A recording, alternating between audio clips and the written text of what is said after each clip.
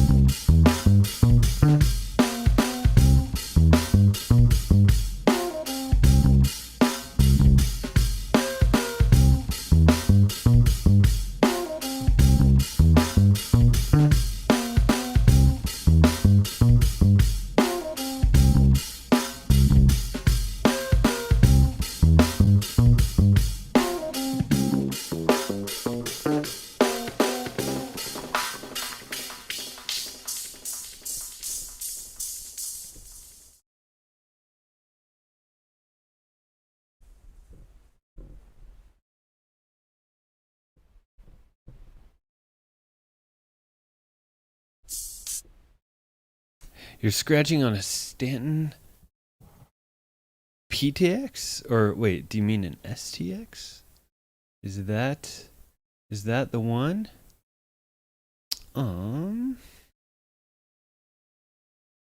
There I am. How is it going, everyone? 1 second. There needs to be more light in here.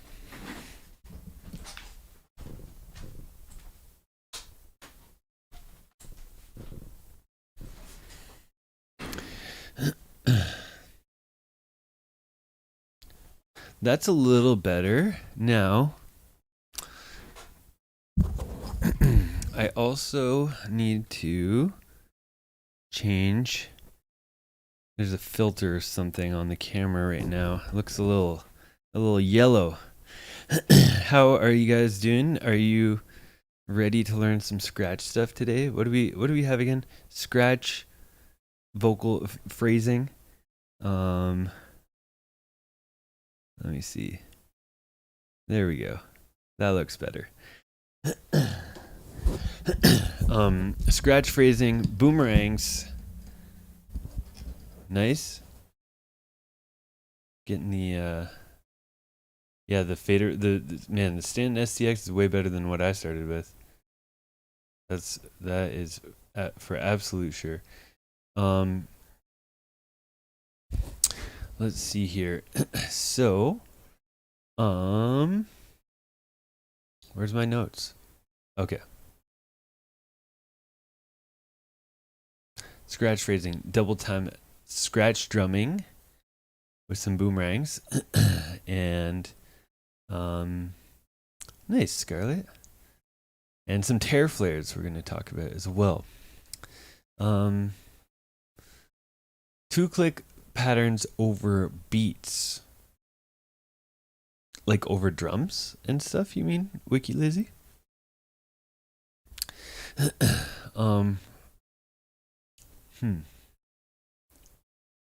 Might be able to do something like that. You'll have to clarify for me. But yeah. Let's see. Did I see the video that was posted? No, I did not. So maybe that's where we're our wires are crossed.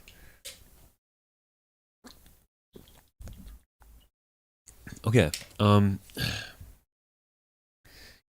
Wait, like the scratch drumming that had me in it and stuff? Yeah, me and Tommy Peanuts or something? Oh yeah, no, that's what we're doing. I said double time drumming. Yeah, no, it's boomerangs. This is boomerang drumming. That's what I said already. Yeah, we're gonna talk about boomerangs and some boomerang drumming. Yeah, and that's what I have on the agenda today. There's a couple other questions. One was about coming up with new battle ideas, like when you've battled a bunch and you feel like you're tapped out. You've been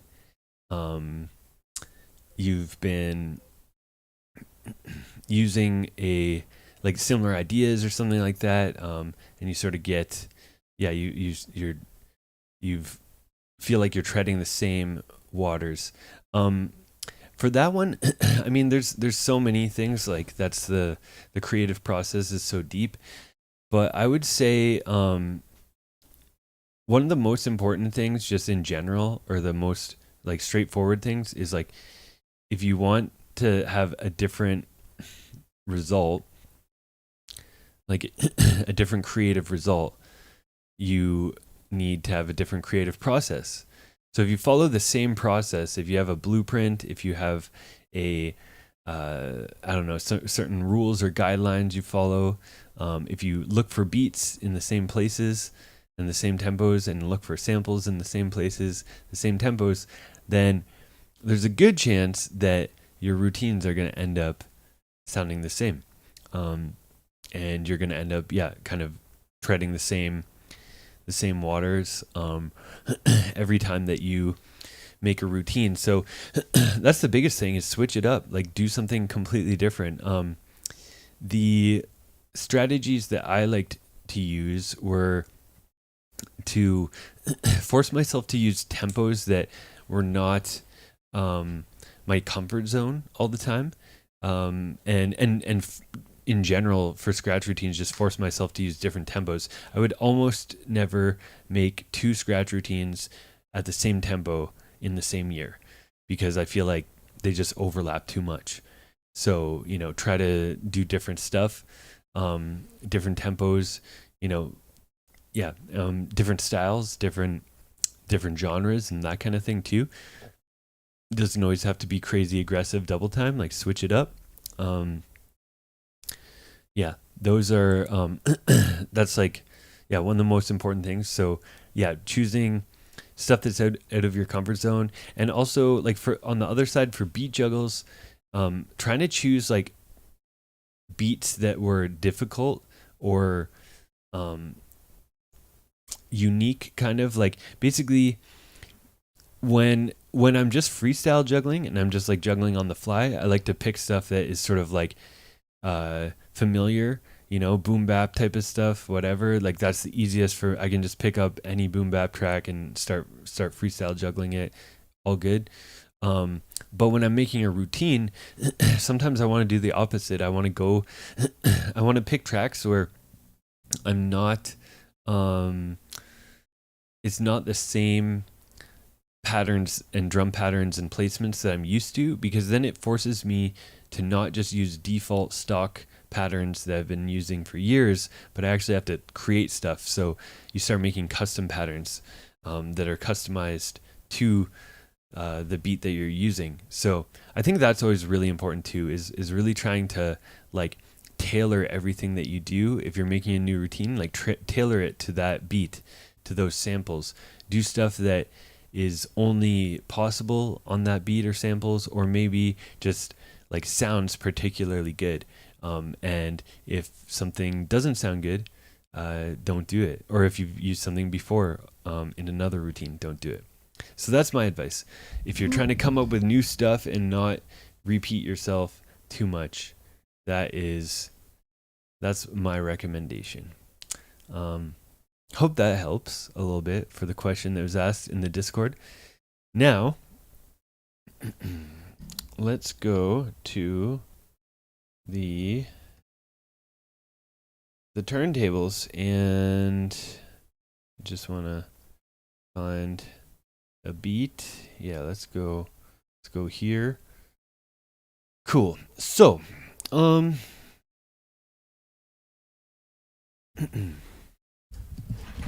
let's start with tear flares. tear flares are probably the most straightforward. I think Supalupicus asked about this. Yeah, asking about tear flares.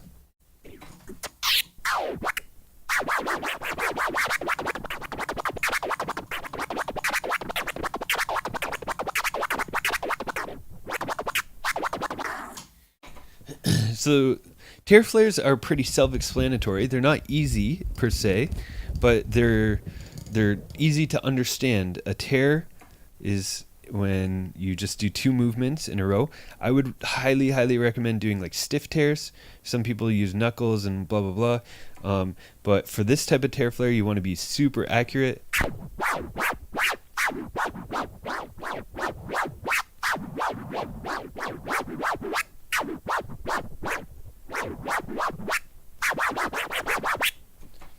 There we go. That's a 4 forward, 4 back. Also, if you're doing tear flares, like your tears have to be tight. Like this is one of the things I always say with tear flares. Your tears have to be like rock solid. If they're loose or the timing is being messed up or anything by themselves, there's no way you're going to be able to flare accurately on them. And then likewise, your one-click flares have to be rock solid. So you have to make sure that those are both on track. So for your tears, I would say you want to be at the point where you can do 4 forward, 4 back.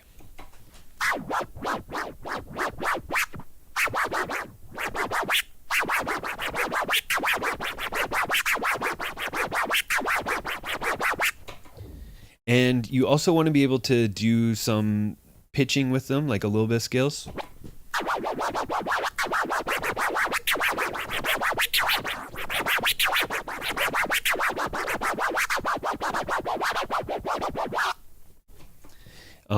And yeah, that's sort of where the level I think that your tears should be at if you're trying to tackle tear flares, because they've got to be solid. So yeah, and you should have your 1 forward, 2 backs,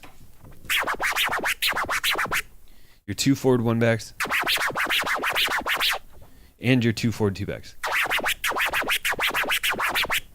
and even 3 forward, 3 back. All of those patterns, yeah, should be locked in. It doesn't have to be super fast. It doesn't necessarily have to be as fast as that, but you should be able to do them on beat.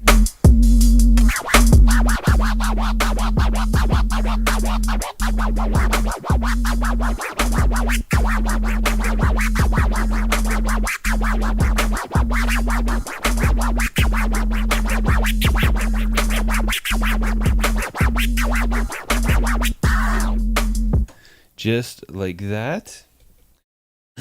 And then, so that's one of the fundamentals of tear flares, of course.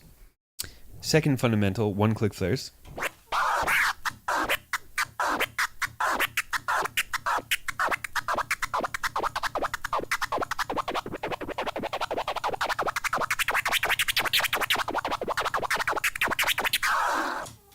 Your one-click flares, you have to have them so that you're not missing any clicks.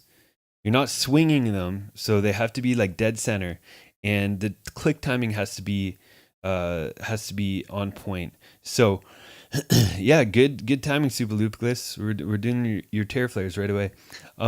So yeah, so making sure that your tears are super on point as well.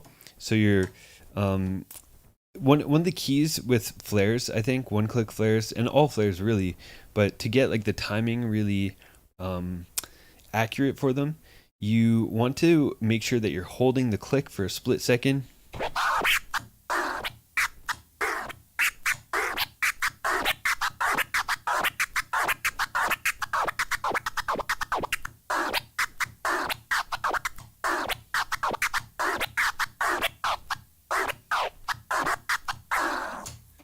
So notice I'm holding that silence a little bit longer. That's going to make the timing more accurate. You're not just rushing the click and that kind of thing, and it makes it a little bit more even when you get into your higher speed one-click flares. It's going to make them more consistent. So your one-click flares, you got to have those also locked in. Yeah, no, you have to have your one-click flares like you got to know them like the back of your hand in order to then combine tears and one-click flares. So the goal pattern for a tear flare is, I think, like a straightforward one. It's not too tough. Is a 4 forward, 4 back tear flare.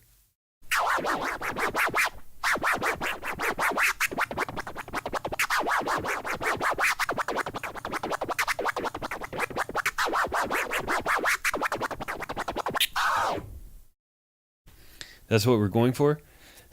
But yeah, to do that, you've got to have your tears on point, your one-click flares on point, and then putting them together is still pretty tricky.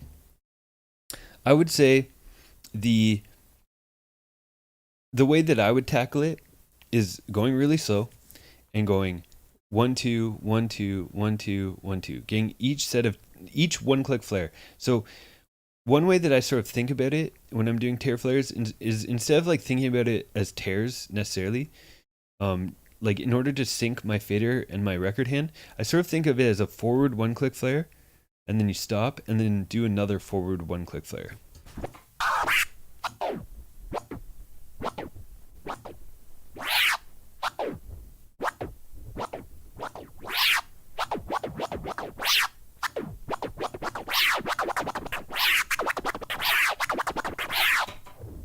Got it? So it's one-click flare, one-click flare, one-click flare, one-click flare, all forwards.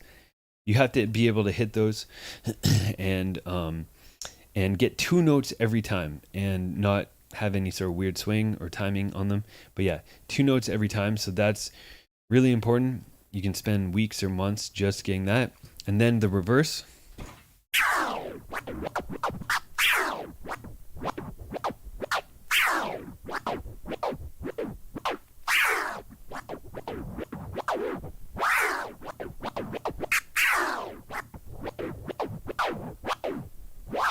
Yeah, so isolating the forward section of it and the reverse is also a good plan, because sometimes people have trouble with only one of those directions, and it's good to find out where your weakness is. Like, also pay attention if you are missing a click or you only hear one note or something.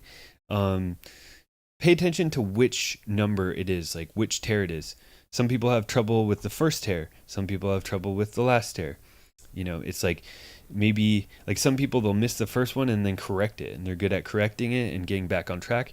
But then other people, it's the opposite. So you want to really listen to that when you're practicing. So there's going to be a lot of tear flare practice, like without a beat, I think, to get them solid.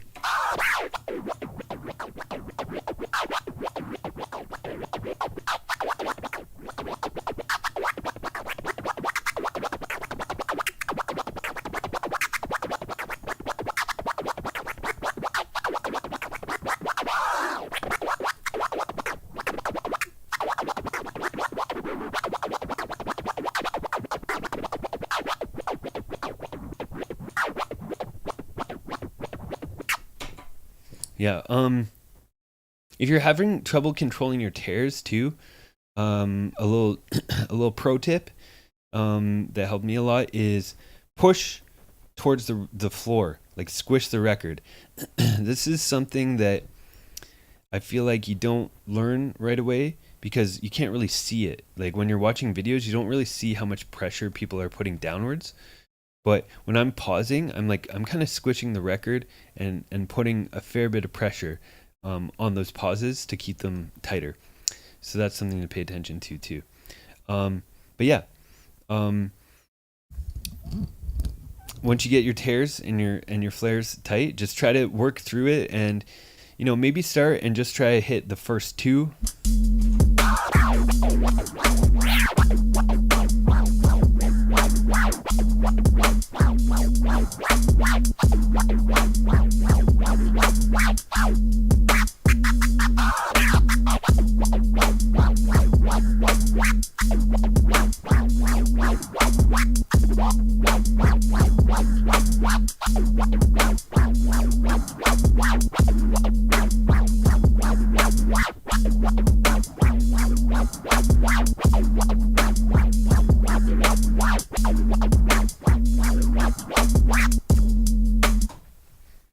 Something like that. So I'm only flaring the first 2 and then move to 3.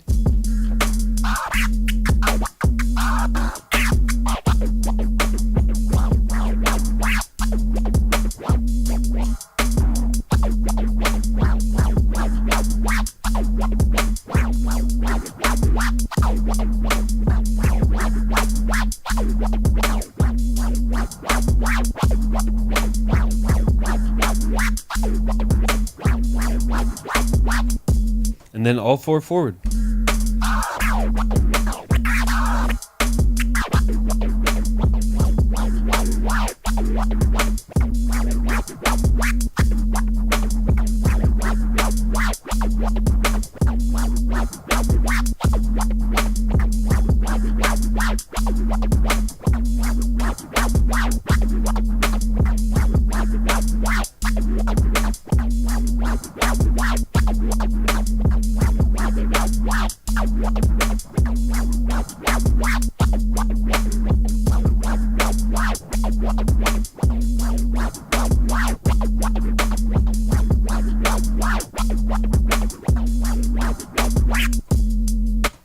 Like that.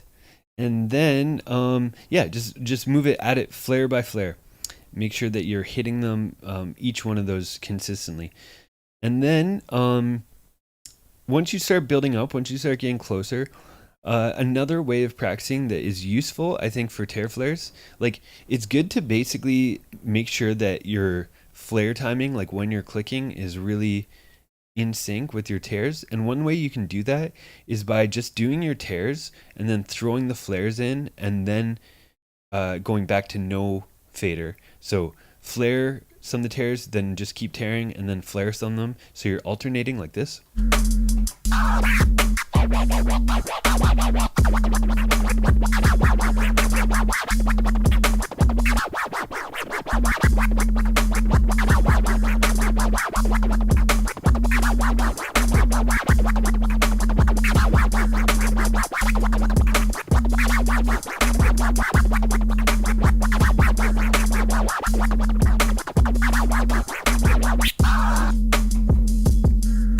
Yeah, because that's tricky as well, and sometimes that can solve, especially if you're someone who messes up the first flare, like just pausing and then making sure you're hitting that first one is really important.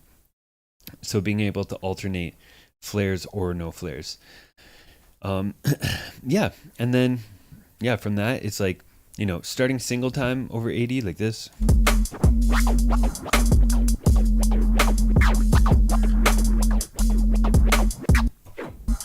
That's a great kind of starting speed, I would say, for this. And then bump it up to like 90, or not probably not 80 to 90, but 80 to whatever, 82 and 84. But walk it up to 90, walk it up to 100. Just keep walking it up to where it's challenging. But no matter what, if your tears are solid, your flares are solid, you should be able to do these at a certain speed, like a slow speed. And yeah, most people that I find struggle with them kind of jump up too quickly and then start going out of sync. Yeah, not paying close enough attention to whether they're getting the right number of notes and stuff. Like a common mistake with tear flares is doing something like this.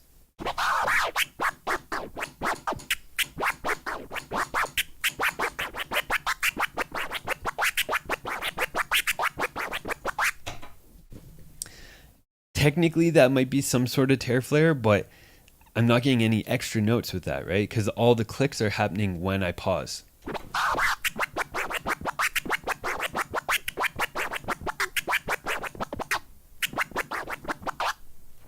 So I'm only getting 4 notes in each direction instead of 8.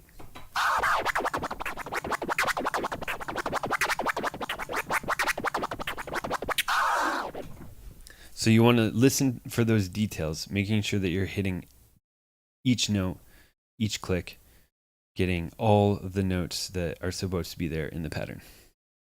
Makes sense? Any more questions about these tear flares before we move on to the next technique?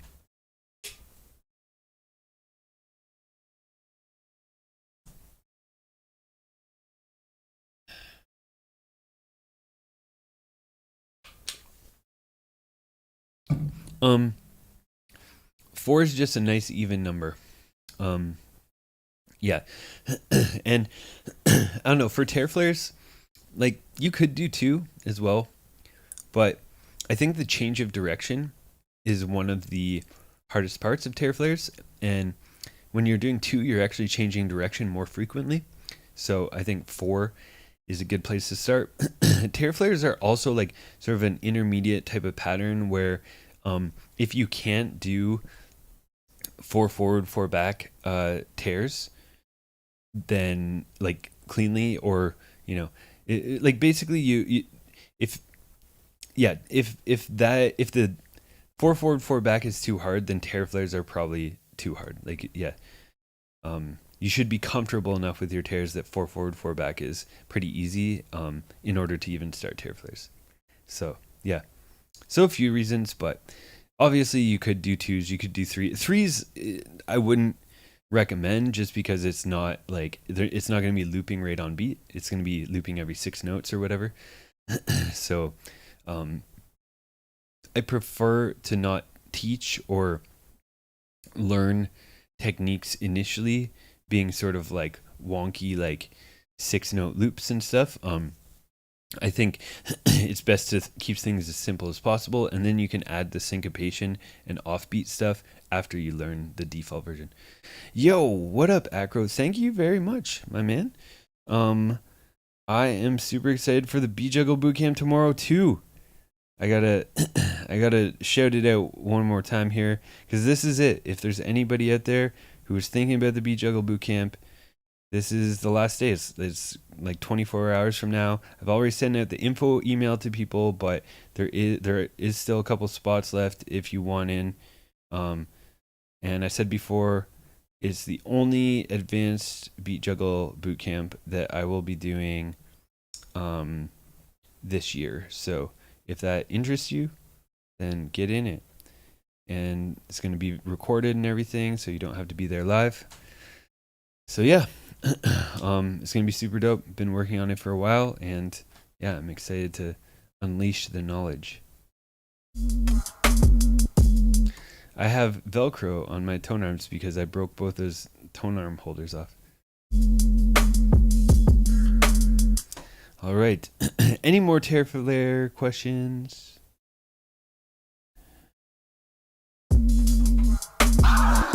It's the brother with the fade. Pay attention and listen up. Yo, it's the brother. It's.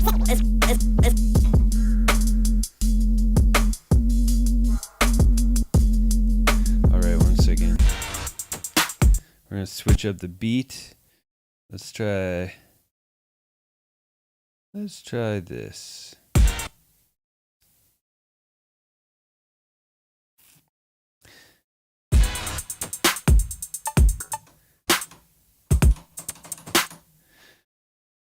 Nice. Thanks, DG. Yeah, man. We got better lighting, and we got the SM7B. But I still need the cloud lifter set up to make the 7B sound better.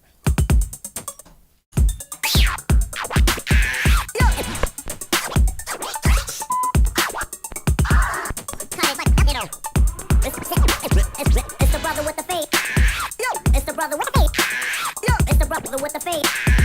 It's the brother with the fade. It's the brother with the fade. It's the brother with the fade. It's the brother with the fade. Yeah, what up, Dyer? How are you doing? So start slow. I mean, that's obviously always going to be a thing, but I don't know if you caught the whole thing, Super Lupicus, but I gave a few different details and practice methods that I think are useful for tear flares. Nice, Dyer. Yeah, I'm gonna go into a little bit more Boomerang stuff in a minute.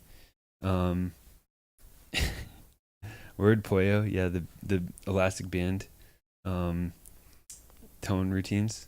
Yeah, maybe I'll swap out my Velcro. Okay, this record is 360 breaks by or 360 by Cymatic.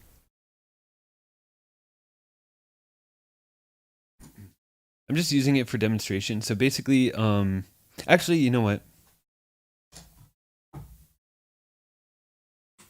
I take it back.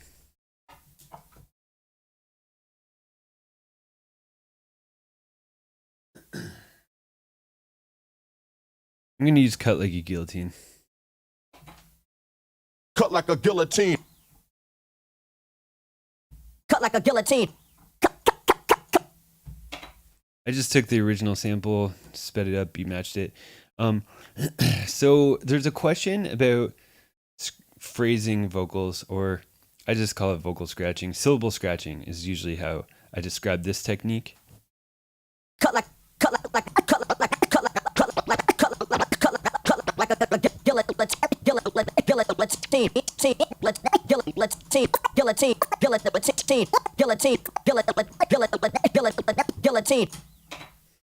All that kind of jazz. That's just breaking down the syllables and kind of, doubling up the syllables essentially with transforms. Yeah, there is some like good tutorials on this. But yeah, I don't know. Some people wanted me to cover it, so I'll break it down. The way that I do it, there's a few different methods, I think. But the way that I do it is basically close fader, play 2 syllables. I'll go back to the slow sample. Cut like. So we play cut like, and then we transform 1 syllable back. And then we play 2 syllables. And then we do 1 syllable back. Guillotine. Cut like a guillotine. Cut like a guillotine. Cut like a guillotine. So it's close fader. I don't know if this file is in the Discord. I don't know. I can upload cut like a guillotine. It's not a problem. But yeah, basically it's pretty simple. It's like play 2 syllables, transform 1 back. Cut like a guillotine. So that's essentially the basic pattern. Now it's sort of easier said than done because you're essentially like that's the fader pattern. And it's like that. Basically every variation of this has this kind of pattern to it. What up, Smooth G?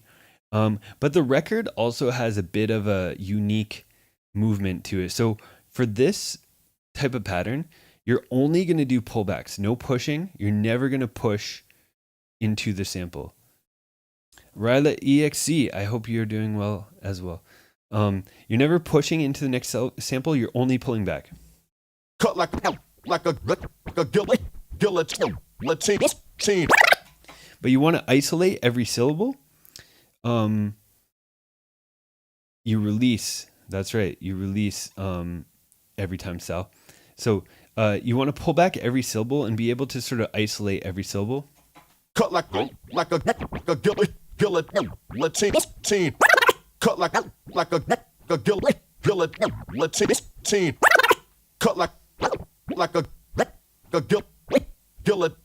guillotine.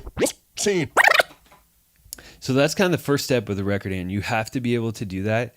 If you're letting it play past 2 syllables into the next one, wrong. If you're pulling it back too far to the previous syllable, also wrong. Or not far enough. Like you have to be able to do 2 forward, 1 back, 2 forward, 1 back, 2 forward, 1 back. Cut like a guillotine. Cut like a guillotine. And you want it to flow like that too.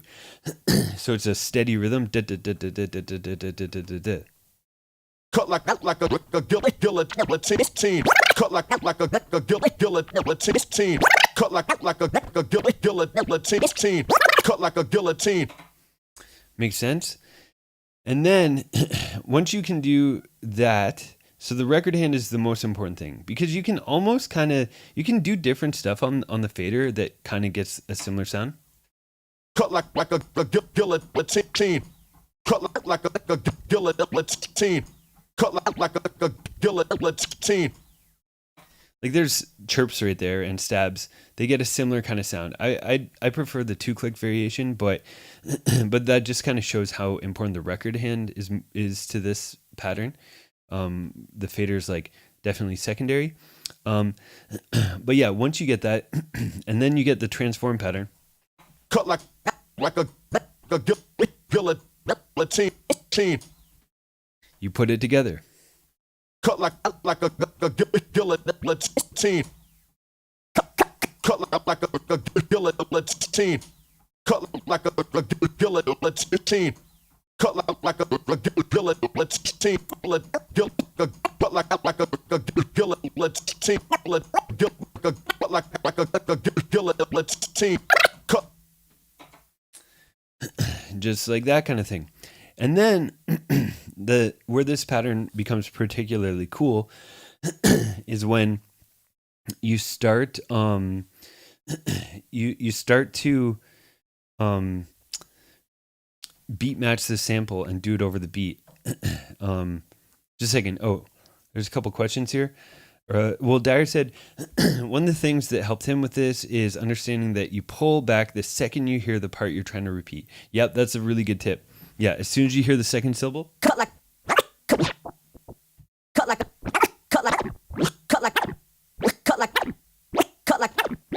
you want to pull it back as soon as you hear the like. Does it only work with certain phrases? Sort of, yes. You need this like straight timing, like straight 16th notes is usually what you want. If you have a phrase that has mixed timing with it, like a long word and some short words and long words, you might only be able to do it on parts of the phrase. So like if you're scratching just random like rap vocals, you probably want to find a part of it where there's like syllables that are close together. Yeah, sometimes you can only do it on one section, not the whole sample. But cut like a guillotine is a classic because every syllable is evenly spaced. Cut like a guillotine. It's all 16th notes. It's perfect for this. The other thing you'll notice is that, so this is the regular sample. Cut like a guillotine. And then this is a sped up one. cut like a guillotine, cut like a guillotine. Typically people do this when it's sped up and they do it beat match to a beat. So I've sped this is 133 BPM. I've slowed it down to roughly 130 and this beat is 65 BPM or roughly 130.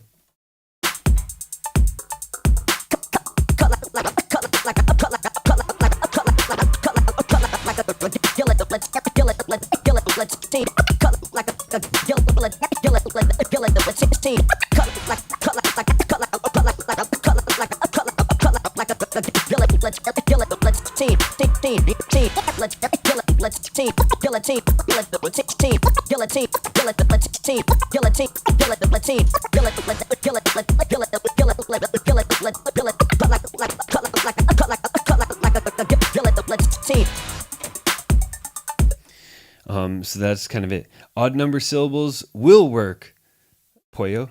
Yeah, if I use like guillotine, like three syllables, yeah, I can rip it. So yeah, that's essentially the gist of it. Yeah, Kubert's done this for sure. Yeah, he's done this at some point. Yeah, the history of it, the lineage is, I would say, Ricky Rucker kind of invented or innovated this technique in the early 2000s. He actually does it with Cut Like a Guillotine on the album Sketchbook, and that's when I first heard it. But one little quirky thing about how he did it and how people used to do it was that ultra pitch samples weren't really a thing until, man, when did ultra pitch samples become a thing? I don't know. Probably the late 2010s or sorry, no, the late 2000s. So like 2008, 2009. So because of that, because there was no ultra pitch samples, Cut like a guillotine. they were just like that. How people originally did it was they did it with the regular sample. Cut like a guillotine. Cut like a guillotine. On 45. Cut like a guillotine. Cut like a guillotine. Cut like a guillotine. Cut like a guillotine. Cut like a guillotine. Cut like a guillotine. Cut like a guillotine. Cut like a guillotine. Cut like a guillotine. Cut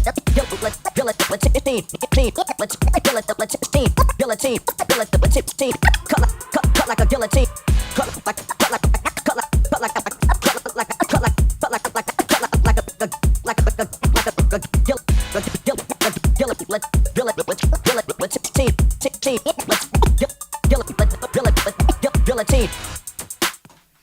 right? So it sounds kind of similar. It's harder at 45. So now it's easier these days because people just speed up the sample instead of playing the record at 45. So there's a little history lineage of it. But I mean, that's always a trick you can have, especially for routines. You know, sometimes you might just want to flip it on 45 and then do something like that. Yeah. Thank you, Nightbot. Plug in the Beat Juggle Bootcamp. Starts in 24 hours. Last chance. What up, Odie? How you doing? So yeah, that's the gist of the vocal syllable stuff. I'll give you guys a couple other ideas with it. So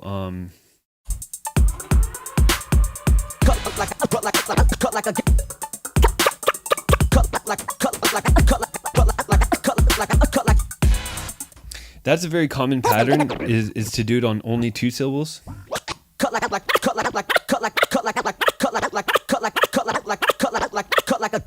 You're still only doing that one pullback on the like, but then you do cut, pullback, like, and then just play the cut like.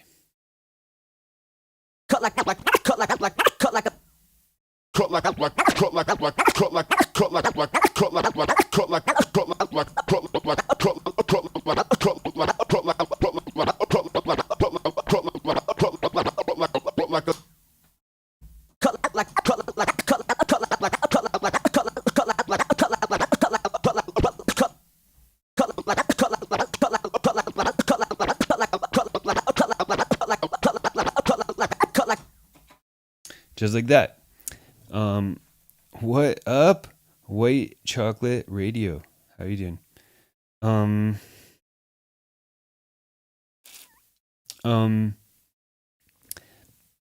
It's not really a 2-click on the way back. No, I broke it down. I think transforms is sort of a way of thinking about it, but it does feel like 2 clicks as you're going faster.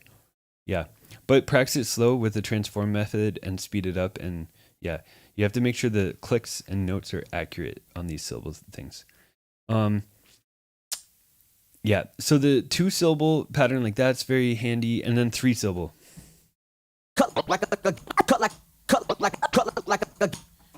Actually, alternating 2 and 3 is one that I like to do.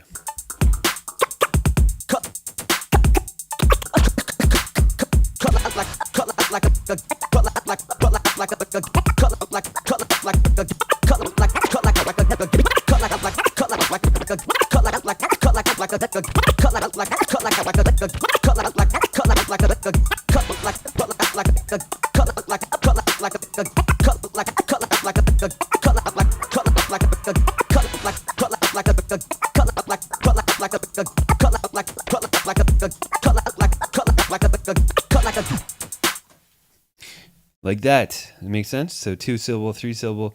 Yeah, you can do the whole thing like I was doing at the start, but it's all the same pattern, every single technique of that stuff. What up, B-Dub? Makes sense? Any more questions on that stuff?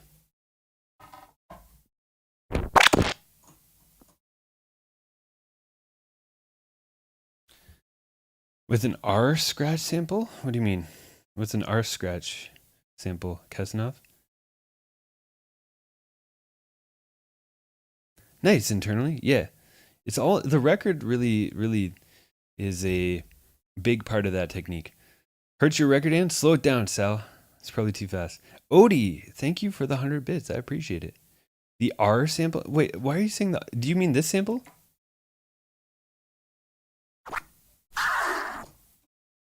Is that the sample? Not a pirate sample. The R sample? It's the ah sample. Like ah. Not R. That technique on the ah sample is I don't do it really. Because basically the especially the 2 notes forward, like the 2 syllables forward when you're using vocal is like cut like, but on the ah sample is this. Like there is no 2 notes. Like the technique depends on the sample having a rhythm. Yeah, with an ah sample, I'll show you what it sounds like.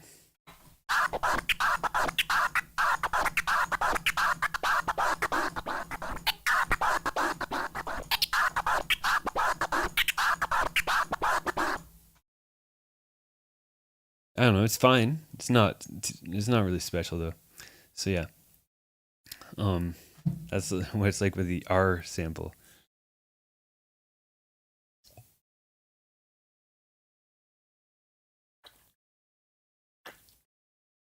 Oh, H2O.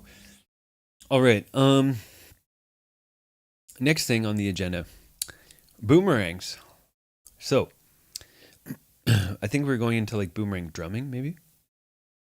But we're gonna start off with just boomerangs.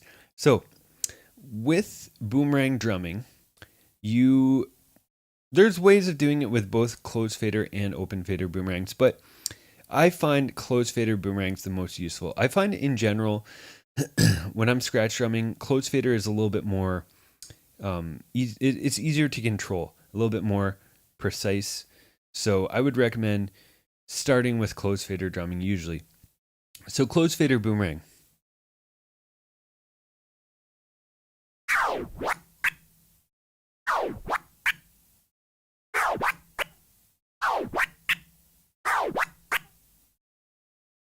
So you break it down with, there is an open fader boomerang. Yeah, I've talked about, like, I guess this is somewhat my own terminology, but I've been using it for a while. I'll demonstrate both right now. Closed fader boomerang.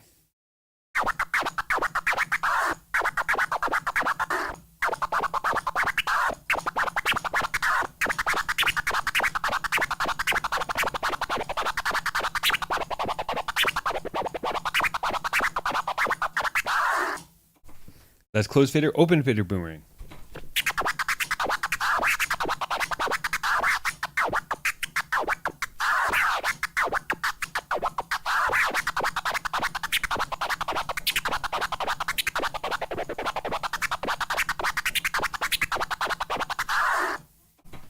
So the closed fader boomerang, you can combo with stabs.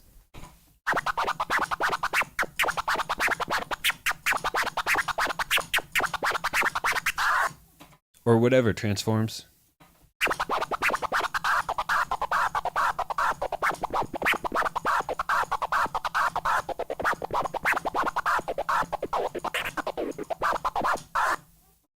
Etc., etc. And then the open fader boomerang, it combos with open fader techniques.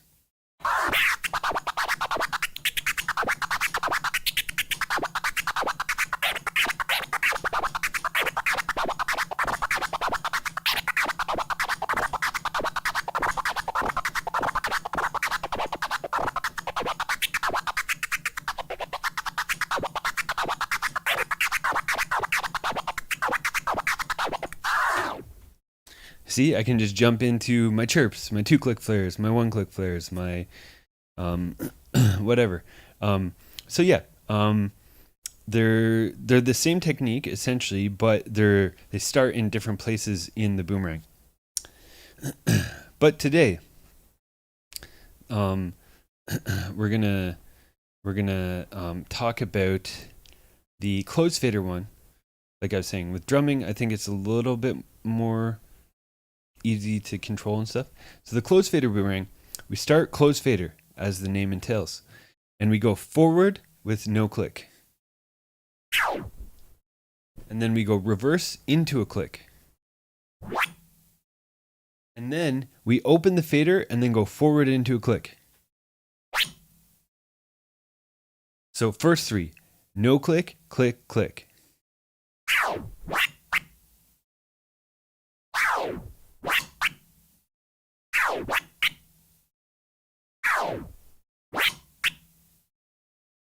So no click when you get to the end of the forward, yes click on the way back, and yes click again on the way forward. So that's the first three notes. And then the next three notes actually invert. So you're doing the same pattern, no click, click, click, but you're going in reverse. So you go reverse, open fader, and then forward click, and then reverse, open, click.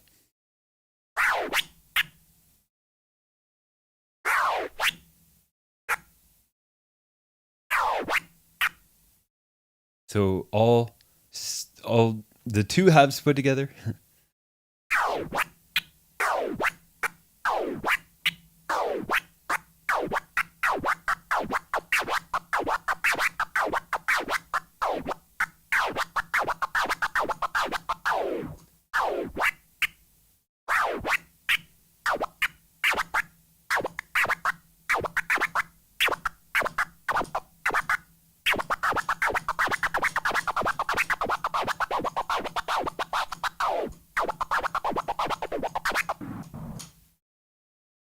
And that is the close fader boomerang. Any questions about that while I answer Flo Hiraya? Flo's question. Hamster, so there was a historical reason for it. The original hamster scratchers did it because back in the day when crossfader technology was so bad and they're long and had fade and you couldn't really do sharp scratches on them, a lot of people scratched on the line switches, the phono line switch of old mixers, which would just be an instant on and off on the switch.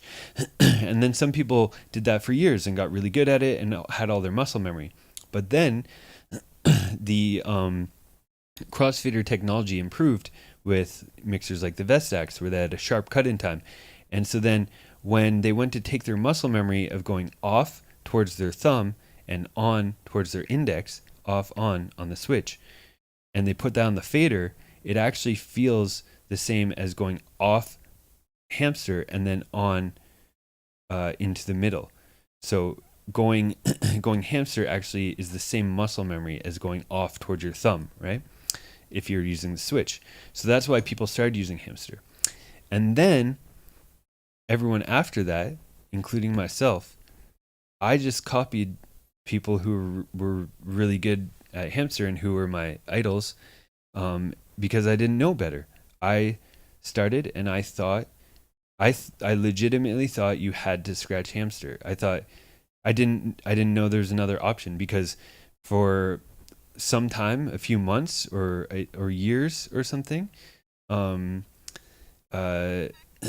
definitely a long time after I started, all of the video references I had of people scratching were like Qbert, Mixmaster Mike, Shortcut, and it's like they all scratched hamster. So for me, I was like, oh, I guess everyone scratches hamster. I guess you have to scratch reverse and you mix regular. That was the story I told myself in my head. And then fast forward years later, I realized hamster is actually rare. But it just happened to be historically a lot of the most influential scratchers of the 90s and stuff were all hamster. Started with the bulletproof scratch hamsters, shout out to Quest, and then, Qbert, Mixmaster Mike, Shortcut, Invisible Scratch Pickles. So you can blame all those guys for hamster. My biggest turntablist influence, oh man, I've got too many. That's a topic for another day. For me, my influences are like so specific. It's like I have influences for like chirps and influences for like flares and influences for beat juggles and some influences for certain types of patterns of juggles, and some people for scratch routines and some people for freestyle scratching. It's like my influences are so diverse. Some people for scratch music, so yeah. Okay. Death Switch, thanks for the resub.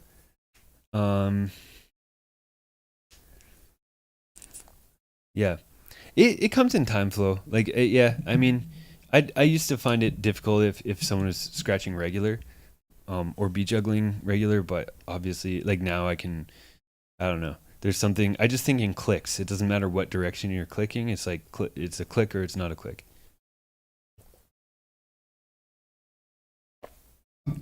Every scratch is a direction on the record plus a click or multiple clicks. My boomerang influence? Man, probably Ricky Rucker. I mentioned him earlier.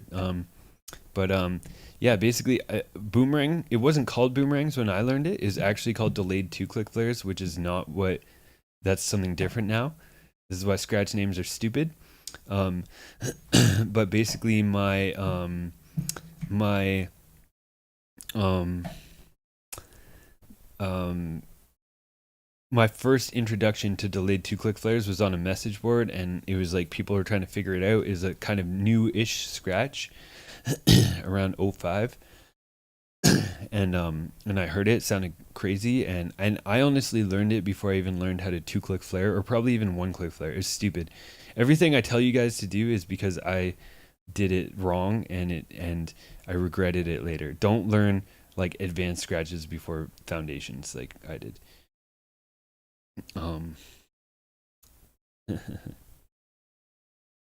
Damn, Dyer. No, man, regular's the way, I think, honestly. Yeah, hamster's a hassle.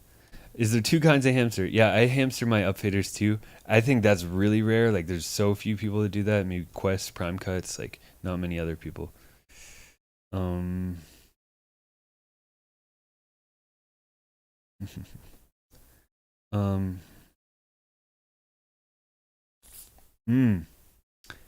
Commando, Commando Jackass. That's a really good question, man. It's hard to say, but I'd say like the best thing you can do is just be really diligent about making sure that you're doing stuff open fader, and don't switch to closed fader, like and just like, start with chirps are obviously the most basic one-click or basic open fader technique, and then one-click flares after that. But yeah, just try to get really used to just your home base is open.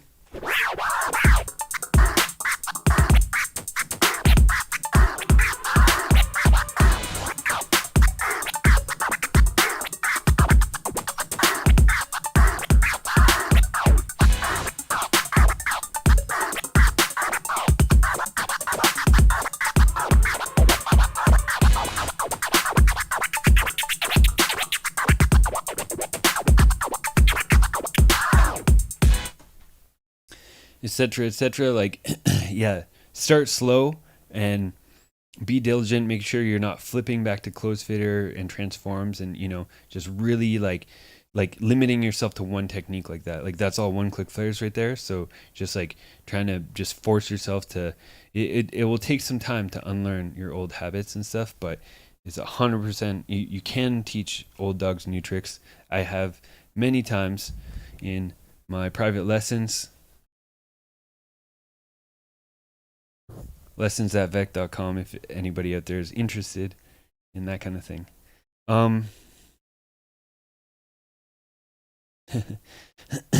I don't think there's patterns that sound better hamster or better regular. The only thing I think that like that does sound different, I believe, is the crab. Like, crabs for hamster we get an extra click, right?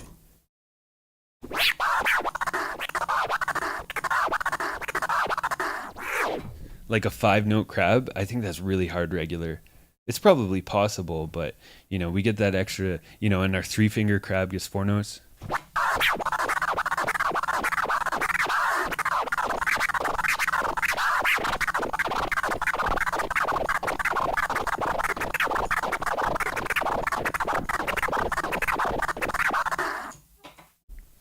It's called hamster because the bulletproof scratch hamsters invented it. There we go.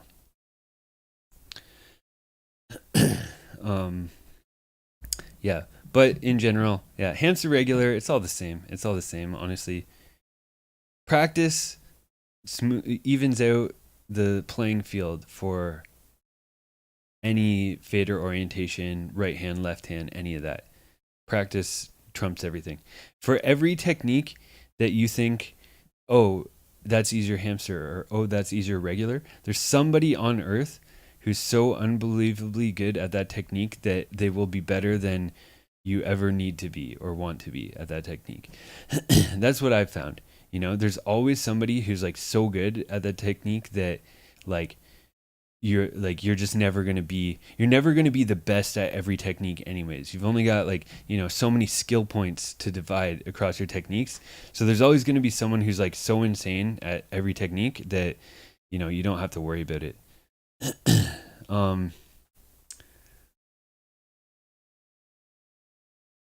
Flow. Your fader if your thumb is dangling on the fader, like this is my fader technique. Always use your wrist, pinch the fader, never let go of the fader, or so minimally, but try to never let go and use your wrist, total control. Okay, that's the name of the game with fader movement. A lot of people do the pinchy thing, bab bab bab, this kind of stuff. I don't think that's a good habit. If you're doing that and you're having issues, that's probably why it is. Some people get away with it. Some people do this and they can scratch like a maniac. But this is kind of comes from my teaching and seeing so many people and getting people through so many plateaus at certain techniques, that I find this is a bad habit, and it's just causes more harm than good for most people.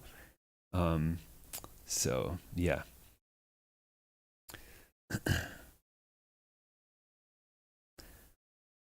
Faster stabs. Oh man. Man, the stabs are one of the hardest to scratch. They're just raw. There's not really tricks to it. I'd say with stabs, it's like, making sure that you can get your record hand up to speed. Your tip scratch is probably good on the record.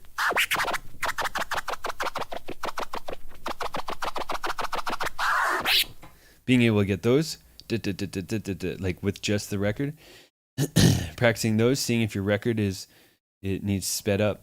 And then your transforms on your fader are probably the most relevant fader technique to stabs. But other than that, like, yeah, it's just going gradually speeding it up. I would say, okay, one tip that I do have is I think that that doing them in bursts is useful.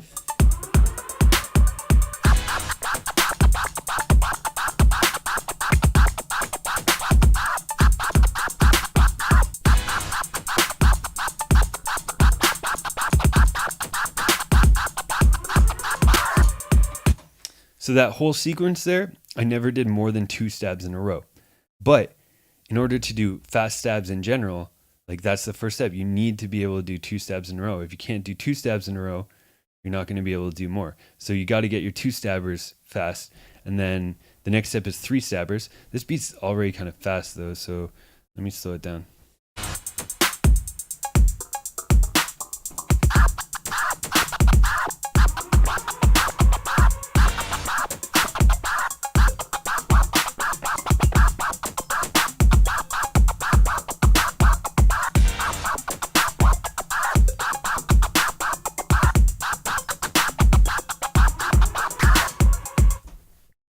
Get your 3s, da da da da da da da da da, and then try to work up to 4s and 5s or whatever. But working in bursts for stabs rather than like if I just tried to do as many stabs as I could in a row at this tempo, my tendons would just snap. So yeah, working in your burst, or sometimes I call that sprint speed. But yeah, do I have good tables? What do you mean, these ones? These are pretty good turntables. But yeah, working on your bursts and your sprints and focusing on those, I think helps a lot. Because at least that way, like you'll probably get some stab patterns at the speeds you want. And then, yeah, that's better than just like trying to raw, like do like 4 bars straight of stabs and trying to speed that up to these types of speeds.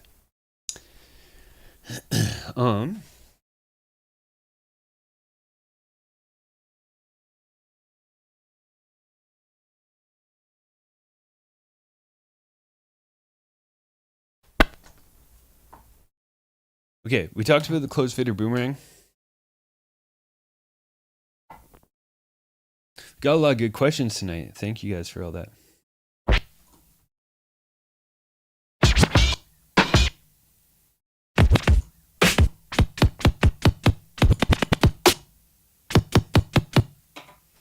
Cool. So with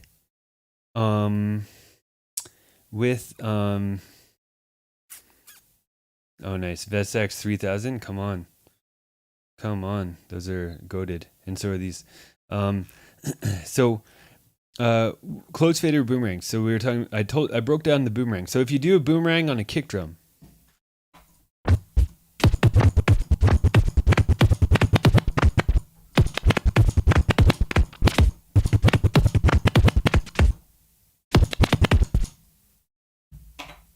like that. You get that sort of sound to it. Wait, do crossfaders matter much? Yes, they do. Crossfaders are important. Yeah, at least like, you know, you can, as long as it's good enough, like in a fader, Rain, S11, but yeah, it's hard to scratch on bad faders. Why do I switch the control vinyl? Because I'm switching to control vinyl from real vinyl. So, drum scratch. Yeah, so doing boomerangs on the kick.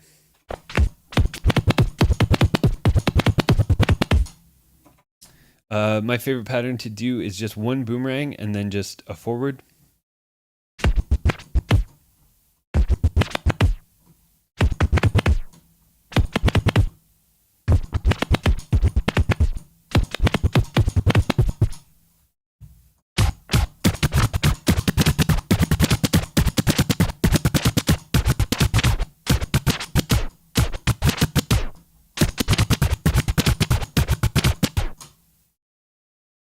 Techniques 1200s are overrated. I'm sorry.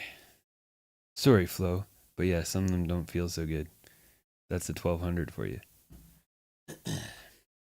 They're classic. They are classic and they are definitely good enough. But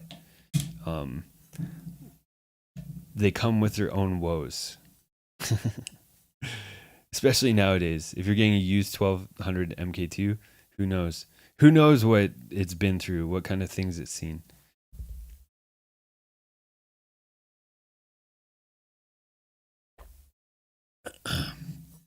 They were used in DMC, and that was the only time of the year I ever used them.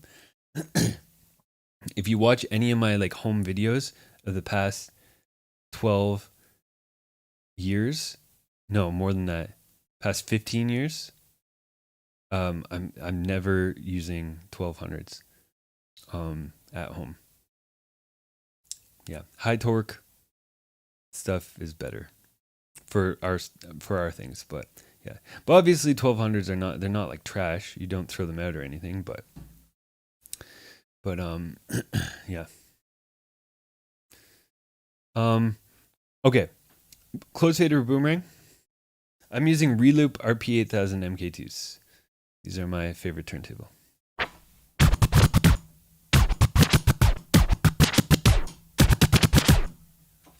Close fader boomerang on the kick and then pull it back and stab the snare.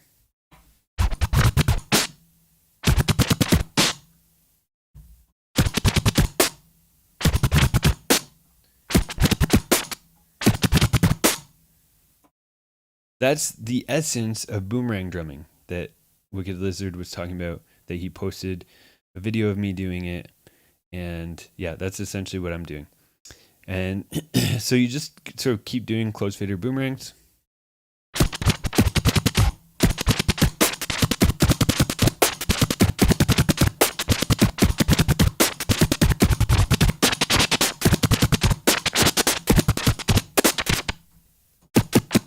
I lost it.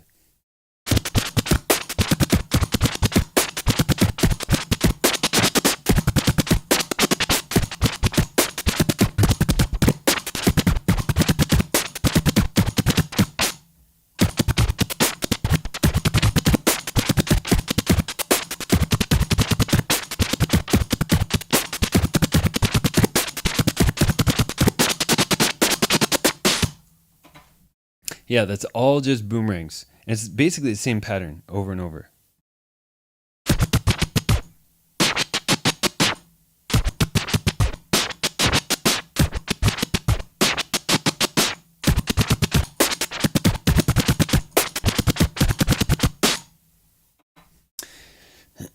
Reverse drumming. I've got to actually practice reverse drumming. I haven't really given it a good go. I have some like reverse-ish patterns.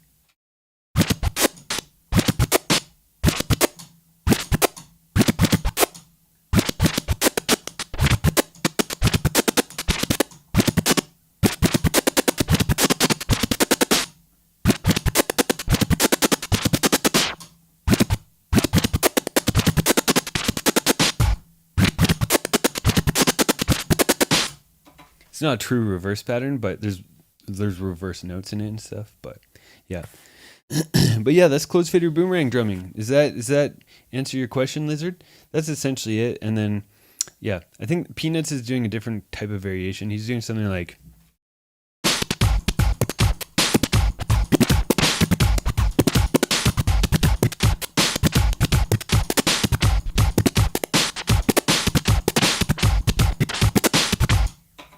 Something like that. I don't know. I didn't watch the video too closely, but my take of it was something that like that he's doing.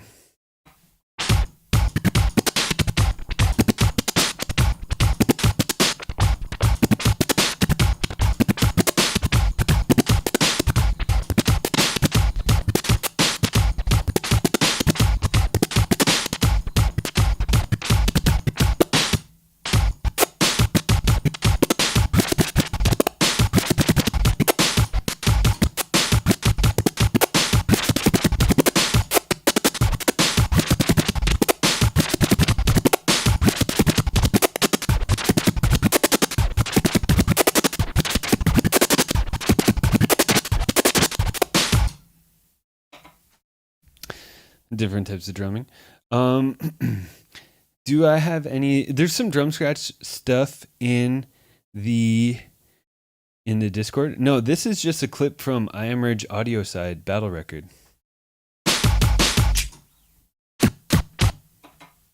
Yeah. I did have scratch tools, including some of this stuff in my, actually this tool.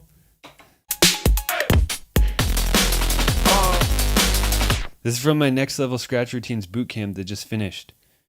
So just in case there's anybody, because this always happens. People are like, yo, where's that tool from, or blah, blah, blah. And it's from my bootcamps. So don't sleep on the beat juggle one. There's 24 hours left. There's the link for the beat juggle one. So yeah, you only have 24 hours to enter, and then if you want the tools later, you don't get them. Maybe like one day, there'll be something, but I don't want to obviously give out stuff that other people paid for. And the boot camps are an initiative that's raising like money for like this is how we're helping fund DMC Canada and that kind of thing. So.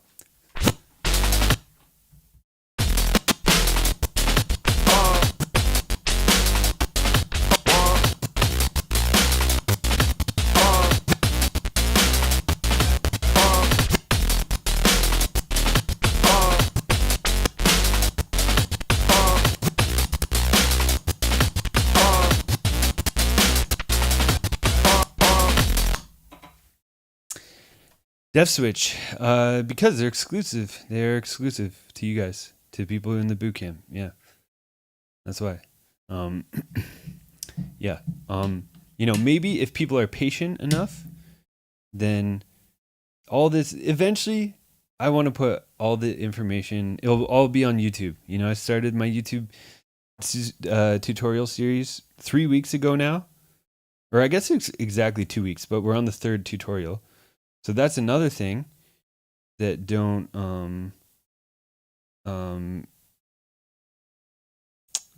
another thing to not sleep on is, here we go. My third juggle tutorial just released today, and this is free, and that's what I intend to do eventually, is put everything out for free, but there has to be a little bit of balance in the force. Yeah.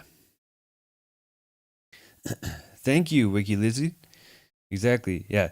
No, I put a lot of effort into the boot camps. Like, they're super high effort. They take a lot of, like, it takes me so many hours to prepare them. So that's why I can't just do it do it for free.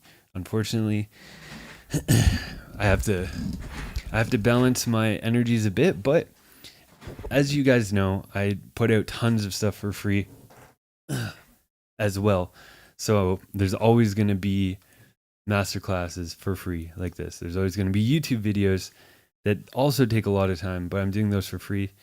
And I do boot camps that are not for free, but there's information for everybody, and I try to, give a good balance of, levels and not pricing people out. So yeah. Bum, bum, bum, bum. Yeah. So oh, there we go. I think we did pretty good. We covered some pretty good stuff today. Got to the boomerang drumming, tear flares. What else did we do? Scratch phrasing. All that good stuff. And now it is time for us to raid, because I'm going to eat. Let us raid. I see some questions. I won't raid before answering the questions.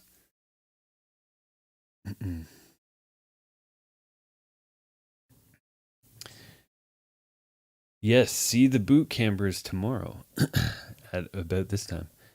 Mouse, if you're interested in like some more intermediate, advanced juggling types of stuff, there's going to be some easier basic stuff as well, but it's definitely going to have a wide range to some difficult things. And jump in the boot camp tomorrow. What do I say about applying effects like echo to my samples when scratching? Yeah, I love it. I love effects. I'm definitely not like a boomer, who's like, oh man, you can't use effects or anything like that. Like, to me, like, think about guitar, man. Think about how many effects like guitars use and everything. And like that shaped like the whole sonic landscape of like playing guitar. I think scratching is like, I think there's so much untapped effect stuff. Dev switch. You should have the email already, so definitely check and make sure that you have that, because I sent an information email to all the boot campers who, unless people just signed up, you'll get it after I'm done here. But I sent the email 2 hours ago. So yeah, you should have got it 2 hours ago, Death Switch. Nice, Trollbot. Thank you. Thanks for tuning in.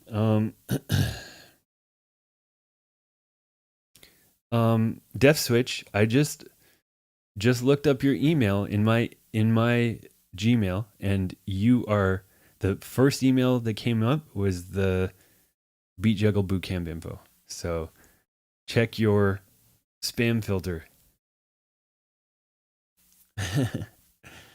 Nice. Thank you, Suvalupicus. I'm glad that you dug it.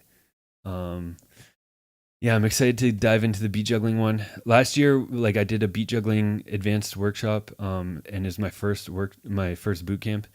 And yeah, this one, like I said this on stream before, but this one is essentially a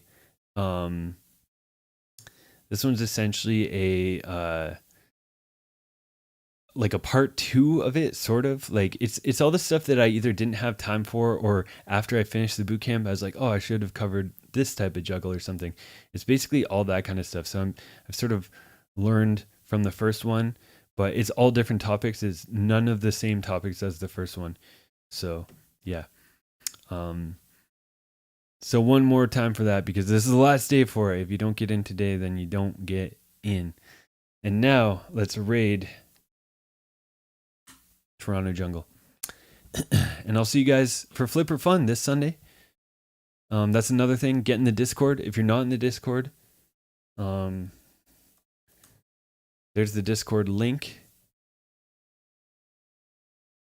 for YouTube. Oh yeah, I'll put it here too, just like that. So that should show up on YouTube. But the Discord is where we chat and hang out off stream, and there's scratch tools in there and whatever. But also, that's where the information for Flipper Fun, if you guys want to enter the battles every Sunday. Fun ones for now, but the regular season with prizes is right around the corner.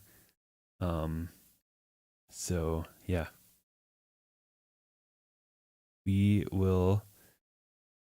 we'll be kicking that off soon. But yeah, give me some ideas for Flipper Fun this Sunday. This weekend we didn't really have any topic suggestions, so I just ripped one. But yeah, I would like some ideas of something fun. Peace out, Trollbot. Peace out, Flo.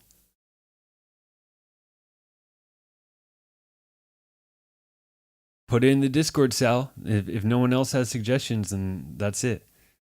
Gotta see you in it, though. Wiki Lizzie, Death Switch, everyone, peace out.